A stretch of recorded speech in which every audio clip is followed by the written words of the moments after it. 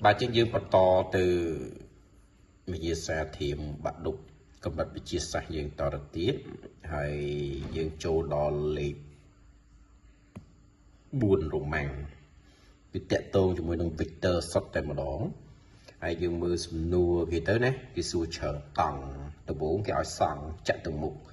từng mục miền này smile cho môi nông tê tra ẹt chân tê tra ẹt hay nâng chạy từng mục nâng cái tầm mùi vậy OABC hay đời xa đồng rồi vào dưỡng cứ O easy cá chân O nó cứ chỉ cool đồng rồi chân bờ O chỉ cool đồng rồi ban thay chụp lại O nó cứ dừng đăng hai xẻ vậy đăng cả lại như mà đây cái pool O vào dưỡng nó cứ nở chóm cả lại cool đồng rồi chẳng nào quay đại dương thờ tại bát to thế cứ dương đào tại A B C này để từ cái bát to tiền đại dương tung từ lưới cỏ này một vì hay bậc trong mưa từ lưới cỏ này A B C cứ miền phiệp nghe sưu bổng phật trong cả đào A B C đại sai dương mưa lấy tới khơi thà vì miền không chấm nó bay nữa vì miền pi đã hơi đại chia lịch sầu chân không chấm nói muối đại miền cỏ này pi thiệt chia lịch sầu chấm nói nút trâu thắt nâu lửa ạ rồi bọt đồng rồi tại mà lo chân dương mình bàn tre đợt na tre lệch tre cao đấy ở đây ok chân coi bị dương man xong rồi rồi cái ao dương cầm nọt cỏ này rồi bỏ Victor ăn thúng đây Victor ăn thúng nó thành vô Victor A B khoai A C chẳng hạn anh dương thọp chủ với P để ban A B khoai A C vô từ praoក្នុងរូបមន្តផ្ទៃកលាត្រីកោណយើងនឹងអាចរកផ្ទៃកលាត្រីកោណ A B C បានហើយសំណួរខគឺបង្ហាញថាប្លង់មានសម័យកាលអញ្ចឹងគឺយើងត្រូវរកប្លង់ហ្នឹងតែម្ដងទៅរកសម័យកាលប្លង់ហើយបំលែងពីសម័យកាលប្លង់ហ្នឹងឲ្យចូលរៀងដូចអ្វីដែលគេចង់បានប្លង់ដែលមានឈ្មោះ A B C អញ្ចឹងគឺជាប្លង់កាត់3ចំណុចប្លង់កាត់3ចំណុចវិធីសាស្ត្រគឺគេយក vector normal គឺជា vector ខ្វែងអញ្ចឹងអាផលគុណ A B ខ្វែង AC ហ្នឹងណាដើរតួជា normal របស់ប្លង់តែម្ដងអញ្ចឹងវាអត់មានអីទៅបាក់ទេលំហាត់4រម៉ាំងនេះគឺត្រូវទៅរលូនទេបាទរលូនទេហើយមៀតរបស់ចតុមុខគឺពឹងផ្អែកទៅលើផលគុណចម្រុះពាក្យថាចម្រុះគឺមានខ្វែងផងមានចុចផងអាហ្នឹងគេហៅចម្រុះណាមៀតតកតងមួយចម្រុះ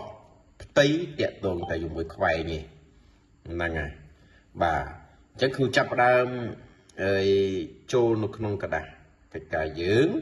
បាទប្រធាននោះត្រូវបានយកដាក់ចូលក្នុងกระดาษកិច្ចការនេះហើយអូខេអញ្ចឹងប្រហែលជា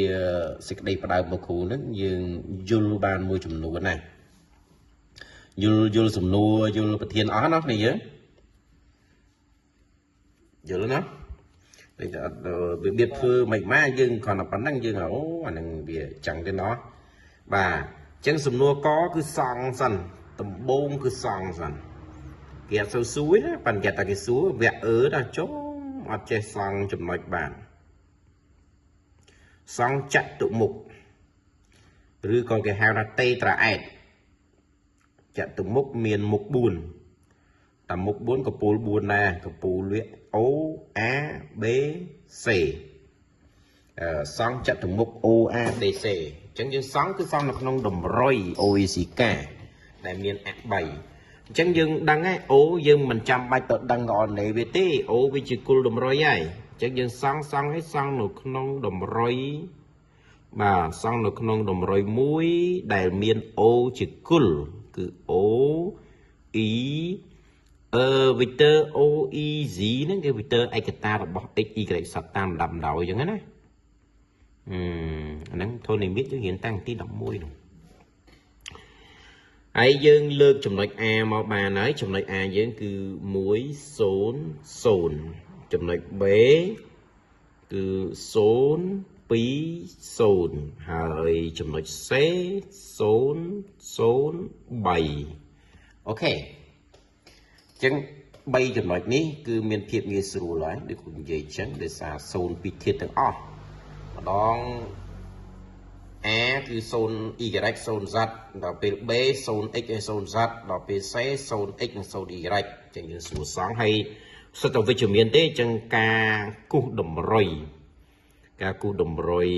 របស់វានេះมันបាច់បន្លាយទៅផ្នែកដកទេបាទក្នុងលំហសូមបញ្ជាក់អាក់ហ្នឹងវាកែងគ្នាទាំងអស់ក៏ប៉ុន្តែយើងមិនអាចគូឲ្យឃើញកែងទាំងអស់បានទេ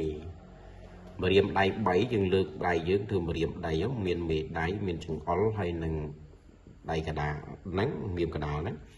យកមកផ្គុំគ្នាទៅបង្កើតបានតម្រុយមួយហើយយើងមើលម្រាមទាំង3ហ្នឹងគឺម្រាមណាក៏វាកែងគ្នាដែរហើយបើយើងកលេចមើលទៅបន្ទប់យើងក្បែរខ្លួនយើងហ្នឹងមើលឲ្យបន្ទប់យើងហ្នឹងយើងឃើញថាផ្ទះយើងឬបន្ទប់យើងហ្នឹងវាមានធ្នឹមក្រោម2ហើយតសឡើងទៅលើ1អញ្ចឹងអាធ្នឹមខាងក្រោមហ្នឹងហើយនឹងតសឡើងទៅលើហ្នឹងគឺជាតំណាងឲ្យតម្រុយទាំង3ហ្នឹងហើយយើងកលេចមើលថាតើវាកែងគ្នាអត់អាធ្នឹមណាហើយនឹងតសណាក៏កែងគ្នាដែរកែងទាំង3តែម្ដងប៉ុន្តែមកយកមកគូលើกระดาษវាមិនបានឃើញទាំង3ទេកាលណាយើងគូលើกระดาษបានថាយករូបក្នុងលំហយកមកសង់នៅក្នុងប្លង់กระดาษហ្នឹងគឺជាប្លង់សភៅយើងគឺប្លង់រៀបស្មើយ៉ាងនោះចឹងបានអ្នកនរគ្នាមើលវិស្វករគាត់ឲ្យប្លង់ផ្ទះមួយមកដើម្បីឲ្យជាងសំណង់ធ្វើហ្នឹងយើងមើលមិនយល់ទេហើយជាងគេមើលគេដឹងអានេះវាអត់កែងទេមើលនៅกระดาษអត់ឃើញកែងទេប៉ុន្តែគេសង់កែងហ្នឹងគេមើលគេដឹងមកគេចឹងក្នុងលំហវិកទ័រក្នុងលំហវាអនុវត្តក្នុងជីវភាពច្រើនណាកន្លែងនេះគឺគុលតម្រុយគុលអូចឹងខ្ញុំបានកំពូលអូមួយបាត់ហើយបាទហើយអា x យើងវិលជុំយើងយកអាណាធ្វើអា x ក៏បានដែរបើខ្ញុំយកនេះ x អានេះគឺ y ហើយហើយលើទៅសតបាទអូខេហើយចំណុច a គឺយើងស៊ី point ដល់ថាវា0 y ហើយនឹង0 z ចំណុច coordinate របស់ចំណុចមួយដែលមាន0 2ធាតុអញ្ចឹងណាគឺវានៅលើអបាទចំណុចហ្នឹងគឺនៅលើអគឺចំណាំអញ្ចឹងគឺនៅលើអហើយសួរថានៅលើអអីយើងមើលអាណាដែលអត់0អហ្នឹងឥឡូវលេខ1ហ្នឹងបោះ x អញ្ចឹងវានៅលើអ x គឺចំណាំអញ្ចឹងអាណាអត់0គឺនៅលើអហ្នឹងអញ្ចឹងចំណុច a នៅលើ ax នៅចំលេខណាគឺចំលេខ1របស់វាបាទអញ្ចឹងចំនៅកន្លែងលេខ1កន្លែងណាលេខ1អាហ្នឹង a បាន1ដល់ពេល b 0 2ធាតុដែរអញ្ចឹងក៏វានៅលើអដែរគ្រាន់តែវានៅលើអ y វិញដោយសារវាលេខ2អញ្ចឹង y លេខ2អញ្ចឹងកន្លែងលេខ2ហ្នឹងគឺចំណុច b គេអត់មានត្រេទៅណាទេស្រួលសង់ហ្មងហើយចំណុច c គឺនៅចំនៅលេខ3 1 2 3អញ្ចឹងកន្លែងលេខ3ហ្នឹងគឺចំណុច c ចឹងដោយសារវាសង់ចតុមុខចឹងអ្នកនរគ្នាត្រូវតែភ្ជាប់សង់ចំណុចហើយនឹងសង់ចតុមុខគឺខុសគ្នាណាសង់ចំណុចយើងគ្រាន់ដៅប៉ុណ្ណឹងហើយតែដល់ពេលសង់រូបគឺយើងត្រូវភ្ជាប់ចំណុចហ្នឹងទៅចំណុចតគ្នាចេះទៅបាន a ទៅ c ហើយមក b ទៅ c ហើយមកទៀតខ្ញុំភ្លេចដាក់ពណ៌ខុសពីហ្នឹងចង់ដាក់ឲ្យវាត្រួតនេះតិចដើម្បីយើងស្រួលមើលព្រោះវាមានត្រួតជាមួយអខ្ញុំដាក់ពណ៌ខ្មៅទៅអញ្ចឹងពី a មក c បានមកជ្រុងពី c មក b មកជ្រុងទៀតពី a មក b មកជ្រុងទៀតហើយចុះពី o ទៅអាហ្នឹងយើងដាក់លើអហ្នឹងយើងមិនបាច់គូបានហើយវានៅលើអហ្នឹងឃើញទេហើយវាឡើងទៅលើមួយទៀតទៅយើងយកអធ្វើជ្រុងវាទៅណាបាទអាហ្នឹងហើយគេហៅចតុមុខ OABC ឃើញមុខវា4ណាមើលទៅ4ណាជុំវិញ3ក្រោមមួយទៀត4អូខេអញ្ចឹងការសង់រូបមិនដែរនេះយើងការសង់ចតុមុខប៉ុណ្ណឹងតនេះទាំងអស់គ្នាតើនឹងឃើញដើម្បីគូស្រួលទៅមុខទៀតឥឡូវក៏លេខមើលសំណួរបន្តទៀតទៅពេលដែលសង់ចតុមុខហើយគេឲ្យកំណត់កោអនេវិកទ័រ n ធំដែល n ធំនោះបានមកពី AB ខ្វែង AC អូខេអញ្ចឹងគ្រូកំណត់វាទៅកំណត់ n ធំមួយវិកទ័រ n ធំហ្នឹងដែលបានមកពី AB ខ្វែង AC ចឹង AB ខ្វែង AC អូខេចឹងយើងច្បាស់ជារក AB មកហើយរក AC តាមកោរណេវាយើងរក AB បានណា AB រូបមន្តវាអ្នកអរគ្នាដឹងហើយ XB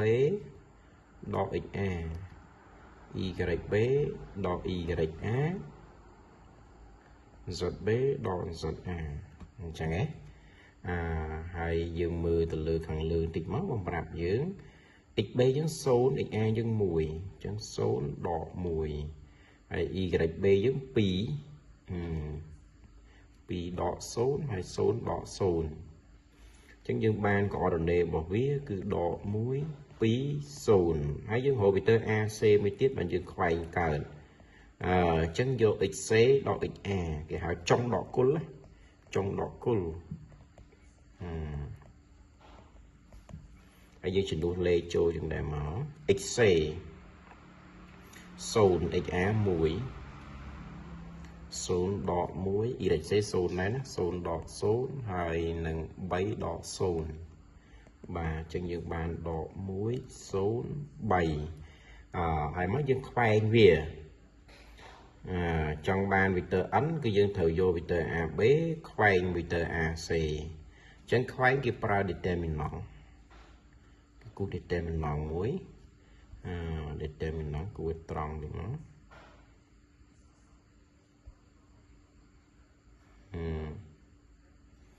យ៉ាក៏គូទៅក៏វាដែរចង់អត់ស្មោះដូចឡងចឹងយើងដាក់វីទ័រឯកតាវាគឺវីទ័រ E វីទ័រ Z ហើយនឹងវីទ័រ K ហើយជួរដេកទី1ដោយសារយើងយក AB ខ្វែង AC ចឹងត្រូវយក AB មុនណាប្រើមុនចឹងដក1 2 0ហើយបន្តទៀតគឺដក1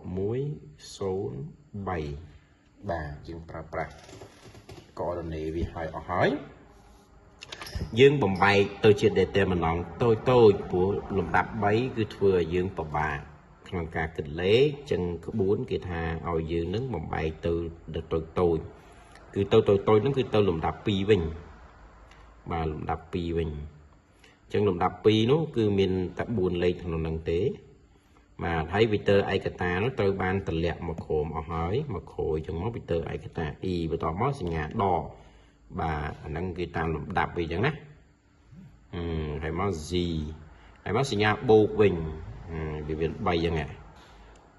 សាធ្លាប់ជួបហើយដល់ថ្ងៃនេះហើយយើងឆ្អិនអាហ្នឹងអស់ហើយហើយការយកលេខយកមកដាក់ជ្រើសលេខយកមកដាក់ចំពោះអា3លើនេះយើងបានតម្លាក់មកក្រួយអស់ហើយអញ្ចឹងវានៅសល់តែលេខទេហើយសល់លេខហ្នឹងវាដល់6លេខតែគេឲ្យដាក់14លេខទេអញ្ចឹងវាតាមលំដាប់វាទៅវងគឺយើងបិទ2លេខបិទ2លេខហ្នឹងចេញបិទជួឈរទី1យើងចង់បិទជួឈរ E បិទវាចោលទៅអញ្ចឹងវានៅសល់តែ4លេខនេះអញ្ចឹងអា4លេខហ្នឹងត្រូវស្រង់យកមកដាក់ចូលនេះមកគឺមាន2មាន0មាន0មាន3អញ្ចឹងប្រយ័ត្នមែនតើយ៉ាប់ទៅស្រង់ខំគឺខ្ទេចអស់បន្តទៀតយើងបិទមកជួទៀតនេះបិទតែកដាលបិទជួឈរ Z នេះអញ្ចឹងយើងនៅសល់លេខសងខាងបាទលេខ4លេខសងខាងនេះត្រូវយកមកដាក់ចូលក្នុងនេះអញ្ចឹងយើងមានដក1មាន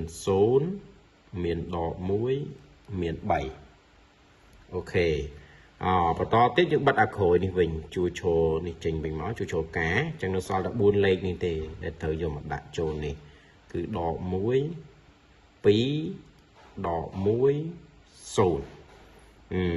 ហើយកុំលឿនពេកធ្វើផ្្លាត់តែរឿងសញ្ញាតែយើងគណនាdeterminant យើងហៅវាប្រែរូបទៅជាវងកញ្ចក់មកហើយសូមដាក់បដោះកដាលហើយនៅសញ្ញាដករឿងមិនដាក់ហើយហ្នឹងហើយធ្វើឲ្យយើងផ្្លាត់សញ្ញាណាធ្វើតាមគ្រូចឹងទៅសរសេរចឹងហើយដាក់សញ្ញាដកហើយនេះបូកវិញដែរណា determinant ដូចវាប្រែកាយទៅជាវងកញ្ចក់ទៅហើយដល់ពេលលេខសងខាងសញ្ញាដកហ្នឹងគឺយើងគុណខ្វែងតែ2គុណនឹង3យើងមិនបាន6អញ្ចឹងយើងដាក់ចូលនេះហើយមក0គុណ0វាមិន0ចូលនេះមកញ៉េហើយដក1គុណនឹង3យើងបានដក3ទៅសេដក3ទៅដល់ដក1គុណ0លេខឲ្យតែគុណ0វា0បាទនេះចឹងដែរដក1គុណនឹង0វា0 តែដក1យកទៅគុណជាមួយនឹងដក2អញ្ចឹងដក1គុណនឹងដក2សំទោសដក1វាគុណនឹង2គឺវាបានដក2អញ្ចឹងសូមកែសញ្ញានេះវិញទៅជាបូក2វិញអូខេហើយបើយើងคลิกដាក់សញ្ញាដកហ្នឹងយ៉ាត់តែคลิกណាគុណឃើញដកសេដកខុសបាត់ហើយគុណឃើញដក2សេដក2ខុសហើយបើវាបូក2ទេអញ្ចឹងបានឲ្យដាក់សញ្ញាដកមុខហើយអញ្ចឹងសរុបមកគឺយើងបាន6វីទ័រ e ដកបាទដកបូកហើយអញ្ចឹង3វីទ័រ g ហើយមកបូក2ដងវីទ័រ k បាទអញ្ចឹងចប់ការខ្វែងហើយសំណួរគេបន្តពីខ្វែងហ្នឹងគឺផ្ទៃកាឡាអញ្ចឹងយើងផ្ទៃកាឡាគឺយកអាខ្វែងហ្នឹងយកទៅអនុវត្តណាបាទអញ្ចឹងរកផ្ទៃកាឡាត្រីកោណត្រីកោណអី ABC ណាត្រីកោណ ABC អញ្ចឹងរូបមន្តប្រើប្រាស់រូបមន្តទៅត្រីកោណ ABC មានរូបមន្តវាគឺ1/2នៃណមពីទ័រខ្វែងគឺ AB ខ្វែង AC បាទណមពីទ័រខ្វែងហើយណមហ្នឹងគឺឬការ៉េណាណមហ្នឹងគឺឬការ៉េហើយចុះអាវីទ័រខ្វែងហ្នឹងគឺយើងយកអាករណេវាមួយហ្នឹងយកមកការ៉េចូលគ្នាអស់មកអញ្ចឹង6ការ៉េបូក3ការ៉េបូក2ការ៉េកុំយកវីទ័រឯកតាមកយកតែមេគុណវាមកបានណាបាទអញ្ចឹងគ្រូអាចគិតចេញអានេះ36បូក1 9បូក1 4ហើយបូកបញ្ចូលគ្នាទៀតមកអានេះវា49ណាហើយ49វាមិនចេញមកបាន7អញ្ចឹង7គុណកន្លះទៅ7លើ2ហ្នឹងណាហើយឯកតាផ្ទៃអូខេប៉ុណ្ណា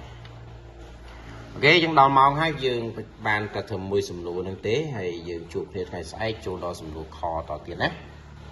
មានចម្ងល់ឡើយណាទេសួរបាន